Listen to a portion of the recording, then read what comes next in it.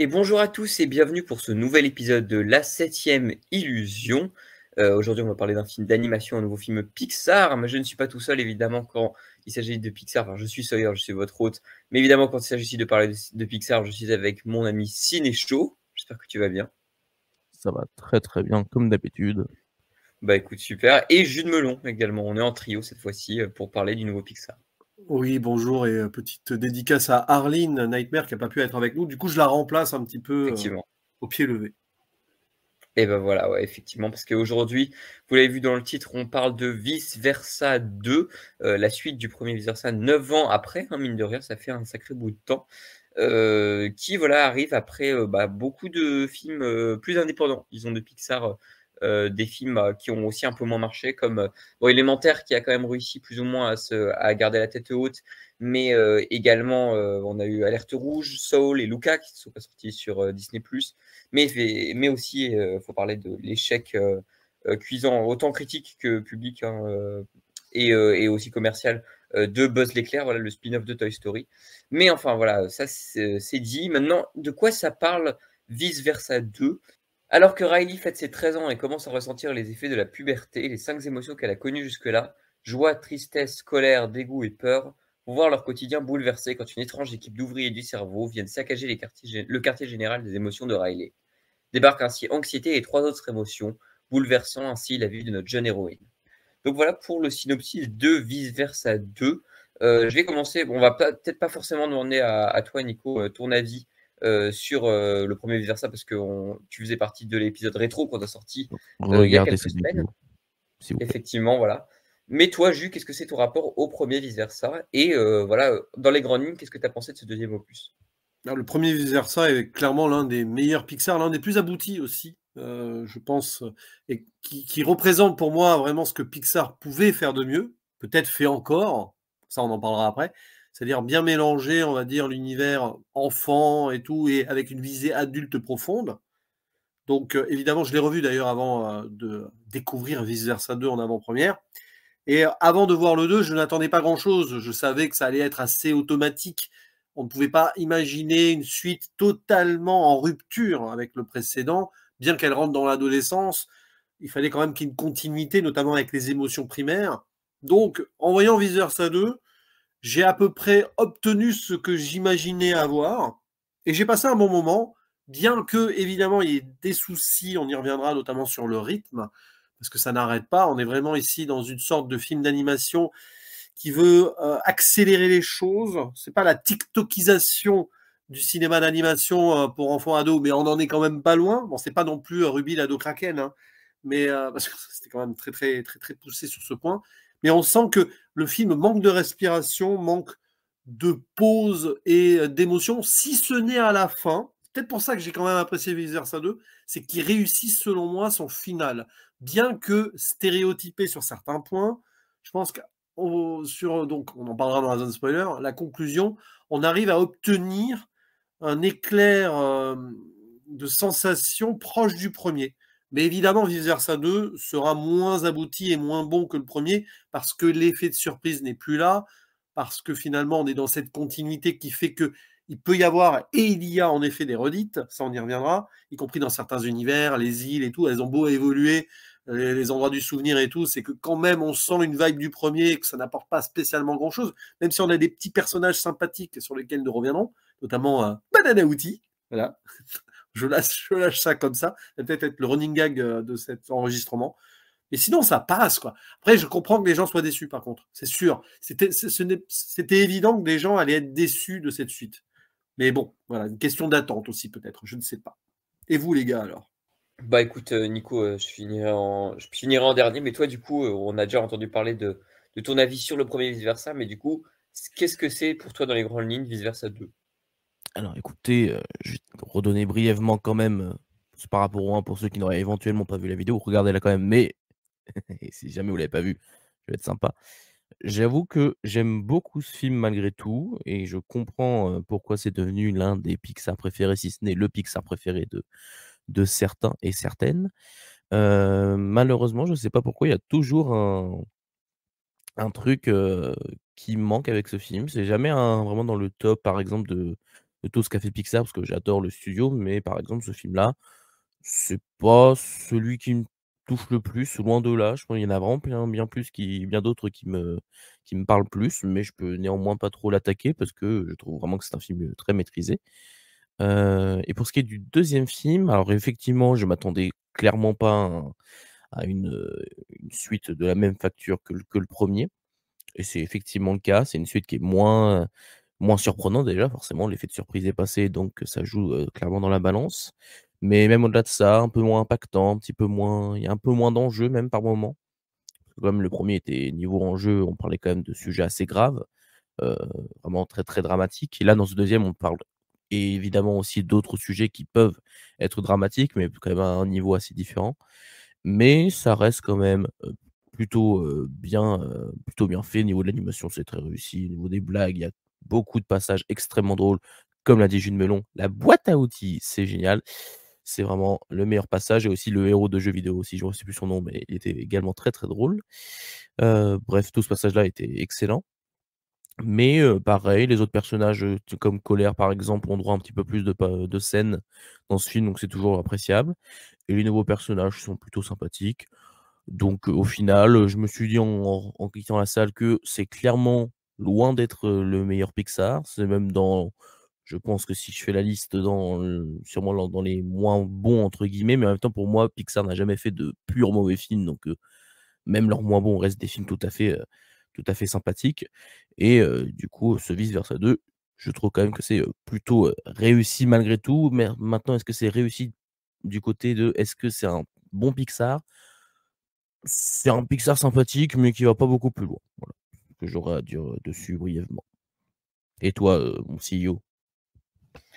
Eh bah, écoute, je suis un peu, embêté concernant Vice Versa 2 parce que j'ai beaucoup apprécié le premier. Je trouve que, pour moi, il rentre dans le top 5, dans mon top 5 de Pixar. Vraiment, je trouve qu'il est assez malin, assez ingénieux justement pour jouer sur toute la corde sensible, et cetera. Et en plus, pour moi, Vice Versa 1, bon, justement, on va en parler, mais Vice Versa 1, c'est aussi qu'est-ce que c'est la perte de l'enfance? Qu'est-ce que tu laisses derrière toi, et cetera. On le voit évidemment à travers des personnages comme Bing Bong, et cetera. Ou comme justement la scène finale, moi, qui me met en larmes à chaque fois, par rapport à Tristesse, et qui est quelque chose que je trouve assez impactant.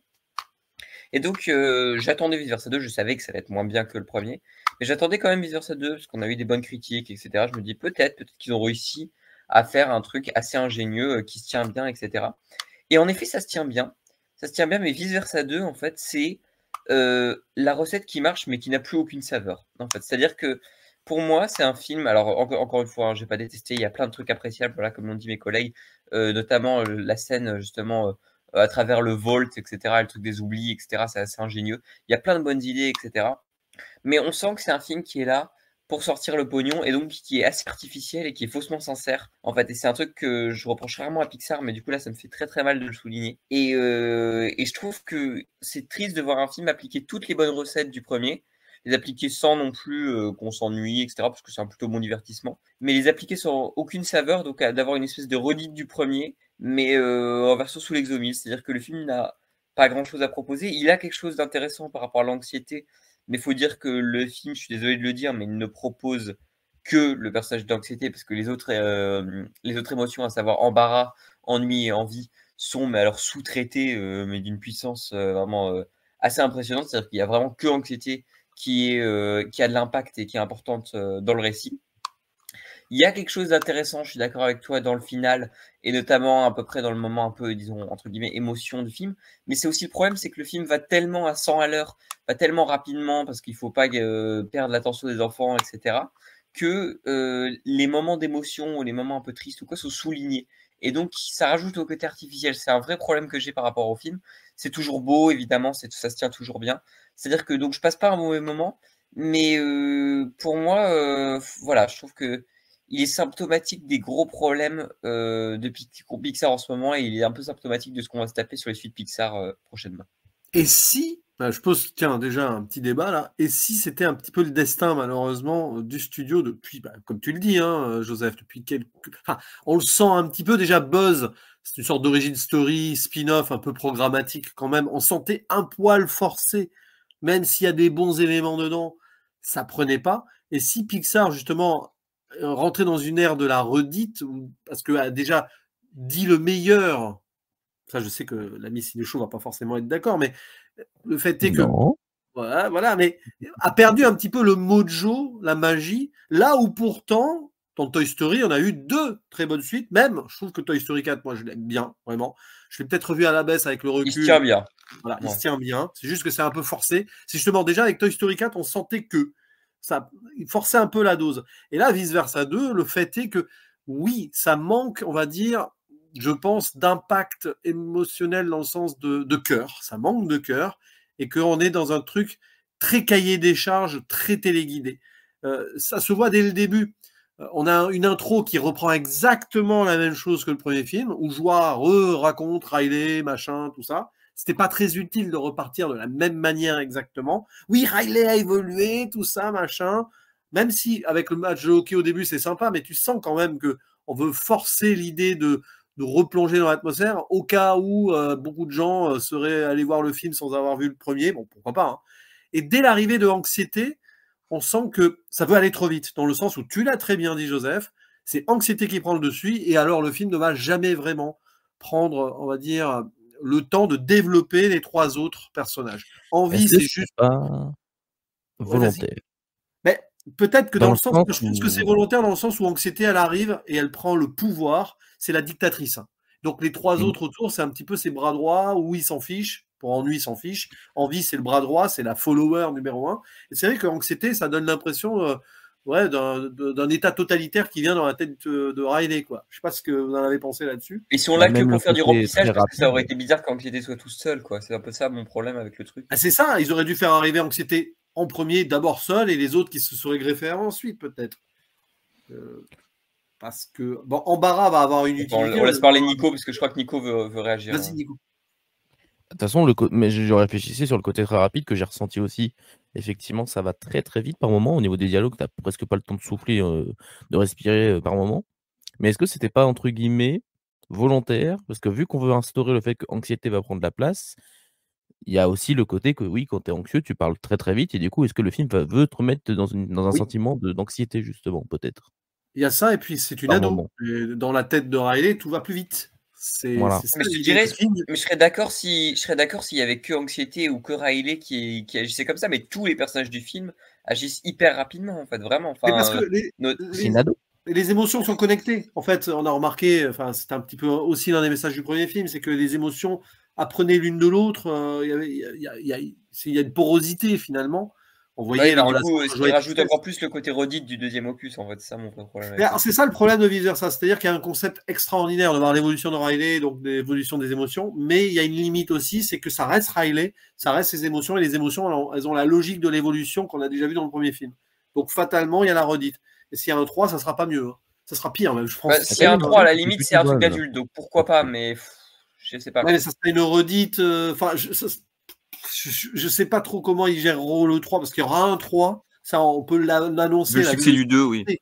Là, c'est sûr qu'il y aura un 3, ils vont À peut-être pas l'approche de la attendre. majorité. En plus, Mmh. c'était à 9 ans le premier, c'est à 13 ans le deuxième, ils font à 17 ans le troisième et voilà, c'est plié. Ouais, c'est possible. Ah ouais, ouais, c'est ça, il va y avoir la fin de l'adolescence avec les premiers amours et tout, hein, dans le 3, c'est Mais il y a sûr. des Et choses à après, raconter en vrai. ah Moi, oui, ça mais c'est alors qu'est-ce qu'ils vont je suis faire avec d'accord, les mais émotions? Moi, je pense qu'il serait intéressant, mais ça, bon, c'est une projection, de pas forcément en rajouter des masses à chaque fois. Ça va devenir Attendez, invivable. parce Hein. qu'on s'attarde un peu sur le 3, mais Non, essayons un peu mais de recentrer le truc. C'est, déjà moi, dans je le 2, trouve, est-ce qu'ils avaient besoin de ouais, rajouter autant d'émotions au final pour en utiliser vraiment à fond qu'une seule? Est-ce mais qu'il déjà pouvait dans le pas y 2, en fait, avoir que anxiété au final, hein? il y a un vrai problème, c'est que c'est un film qui a plein d'idées, mais je suis désolé, ça va faire méchant encore, mais c'est que ça fait les idées rejetées du premier, en fait. J'ai l'impression que c'est les idées où il n'y avait pas la place pour les foutre dans le premier, donc on les a foutues là. Par exemple, il y a une idée que je trouve assez intéressante, dont on en parlera peut-être en spoiler, c'est-à-dire c'est l'idée de l'arbre des croyances. Pour moi, c'est quelque chose qui est assez intéressant parce qu'il vient apporter plus de nuances, il vient plus crédibiliser cet univers, en fait. Mais en fait, je suis désolé, il y a un vrai truc où l'arbre de croyance part sur des bonnes bases, mais vient dans son dernier acte faire complètement redite avec le final du premier. Et donc en fait, ça c'est caractéristique de tout le film. Je trouve que c'est quelque chose avec plein de bonnes idées qui sont soit inabouties, soit qui reviennent pour donner des idées en fait qu'on a déjà vues dans le premier opus en fait. Ouais, mais en soi, d'ailleurs, design et tout, côté visuel, esthétique de cet arbre des croyances avec les cordes qui vibrent et tout ça, c'est intéressant. Je C'est suis d'accord. intéressant. Le film aurait dû plus se poser dessus sur certains points, d'ailleurs, je pense.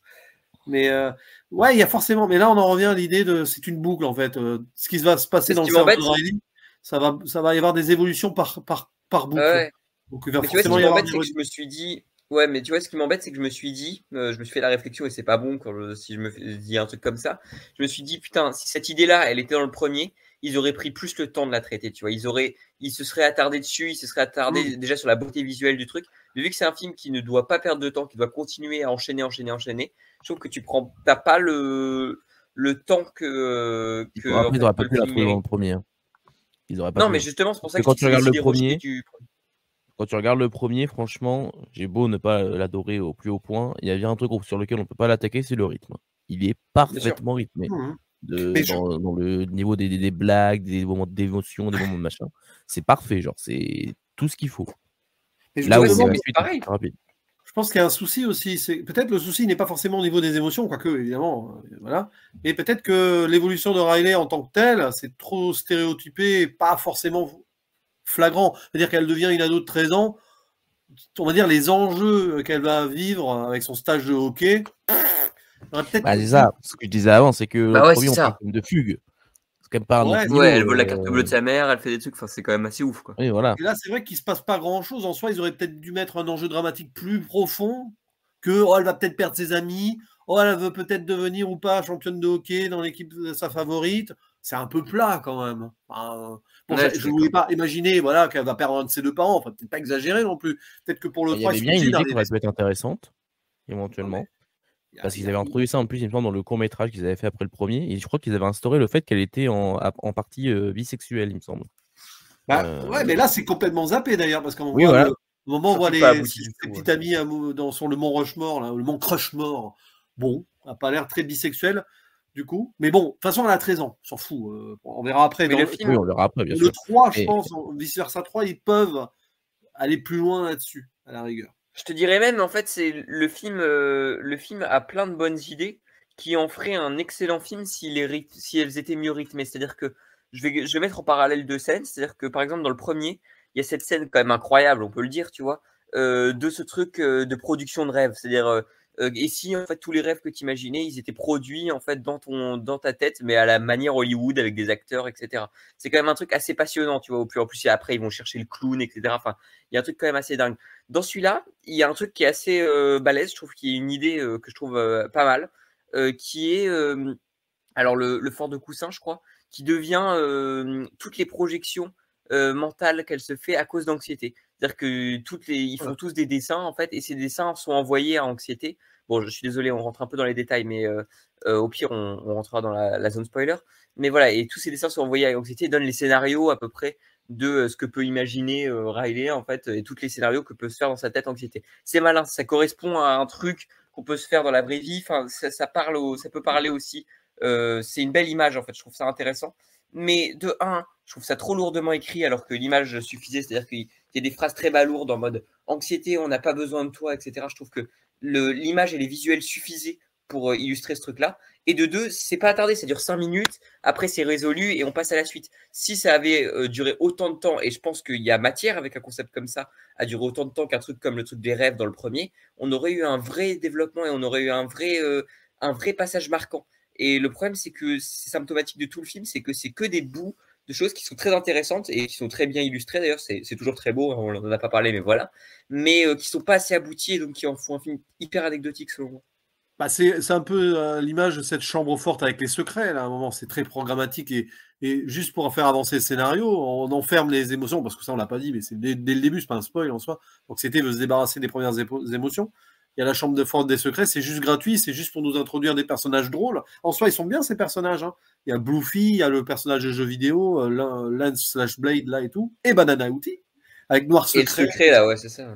Mais finalement, c'est juste pour nous donner un truc de libération. On n'est pas loin des Indestructibles, presque, si tu veux. Là, c'est une sorte de truc de mission vite fait, là. Et ça sert à rien, en fait, quand tu penses. Enfin, si, il y a un fusil de Tchekhov avec Banana Outi pour plus tard, ok. Mais au final, c'est que des petits trucs qui s'enchaînent comme ça. Et comme tu le disais, Oui, là, mais le c'est passage avec les projections mentales, parce que quand on devient ado, on commence à planifier l'avenir, ce qu'on fait pas enfant en fait.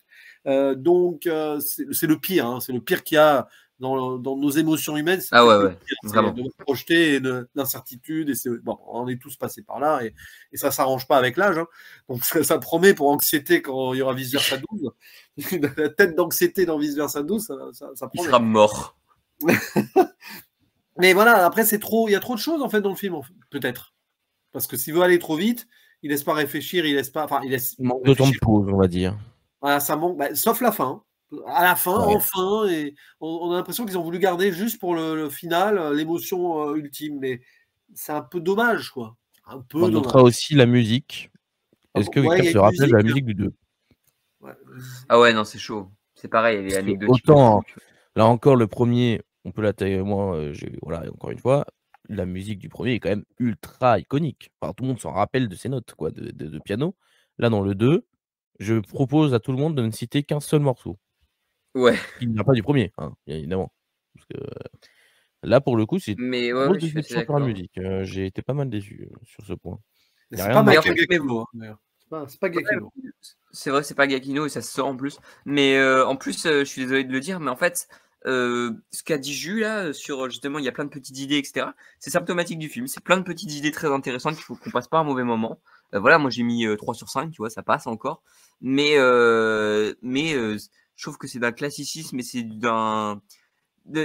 sans prise de risque en fait, et c'est ce que je peux encore plus reprocher. Par exemple, tu vois, si je le mets en comparaison avec un film comme Élémentaire, qui est pas un film parfait, hein, qui est pas un film que j'ai trouvé incroyable non plus, mais qui est un film, je trouve, qui tentait beaucoup plus de choses, qui était beaucoup plus intéressant et beaucoup plus ambitieux, et qui prenait beaucoup plus de risques que ce vice versa là, où j'ai peur que ce soit un éclaireur de toutes les suites Disney Pixar qu'on peut avoir dans le futur. Et Toy Story Non, mais 5 promet.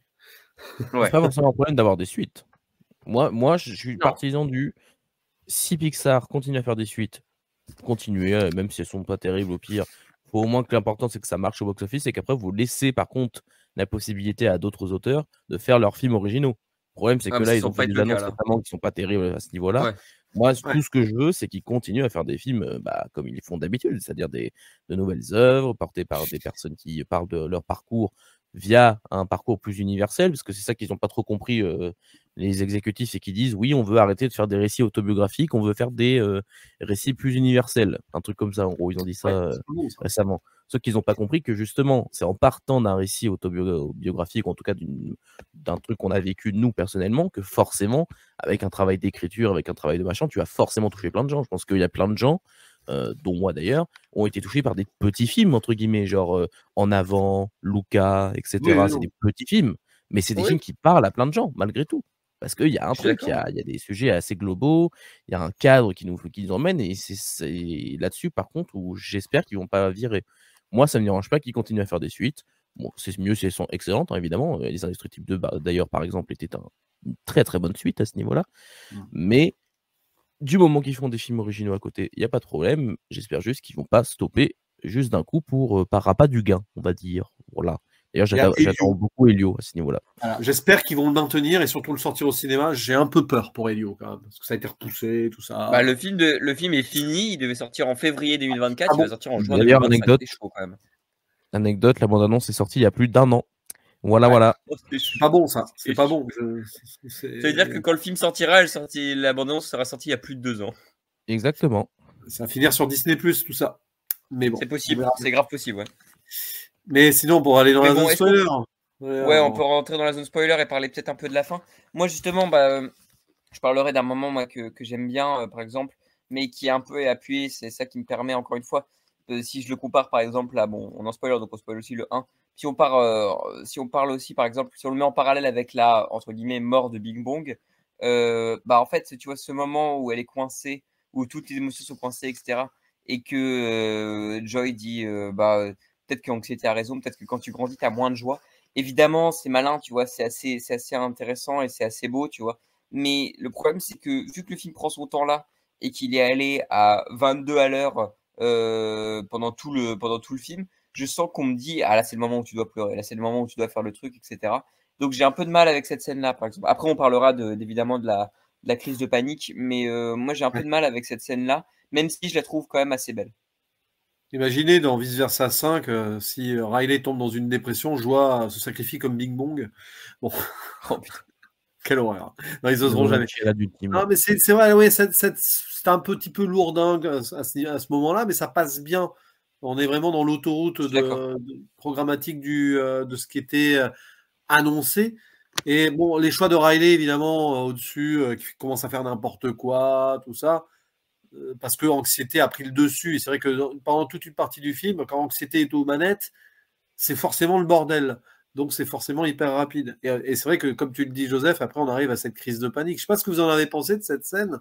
Je pense qu'elle aurait dû être beaucoup plus, comment dirais-je, approfondie, celle-là aussi. Déjà, même visuellement, alors il y a une bonne idée. Il y a une bonne idée que je trouve visuellement marche bien.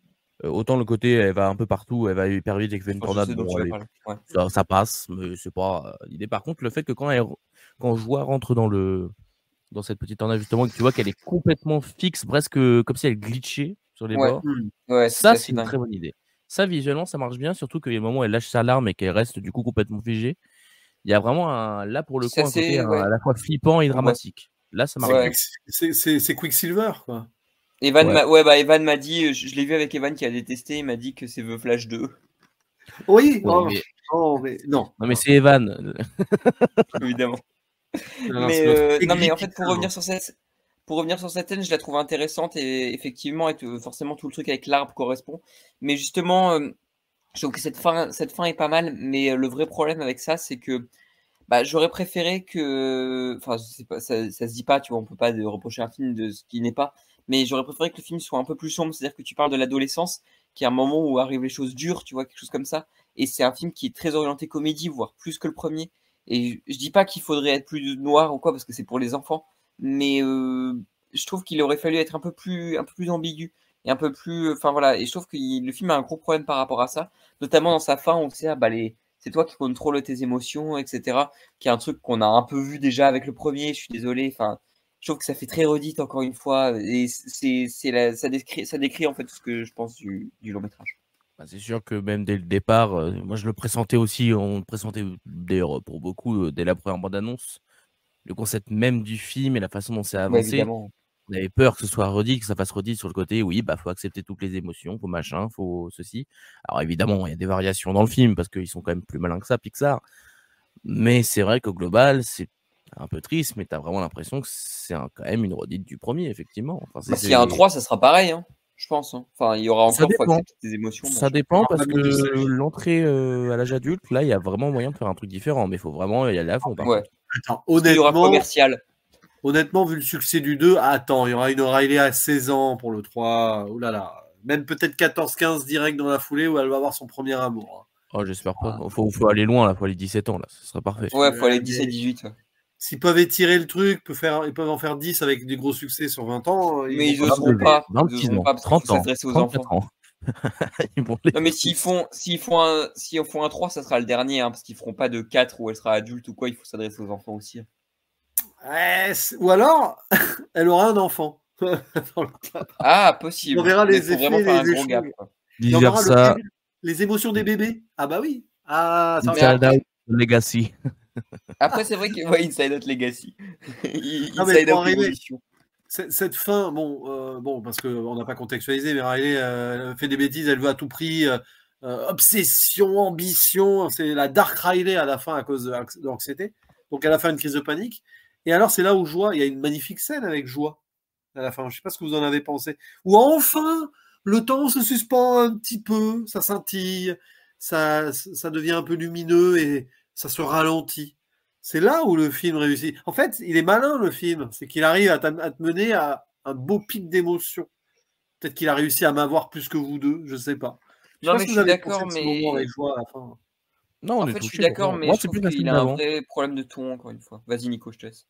La scène d'avant, enfin, c'est pas une grosse émotion, mais c'est celle qui est le plus surprenante, je dirais. C'est quand tu as la scène avant qui est toute l'acte final, on va dire. Et à un moment donné, au Joie, elle va péter un câble. Elle est à un moment donné, je sais plus, elle veut s'élever pour pouvoir essayer d'accéder à l'endroit où il y a la source des croyances positives.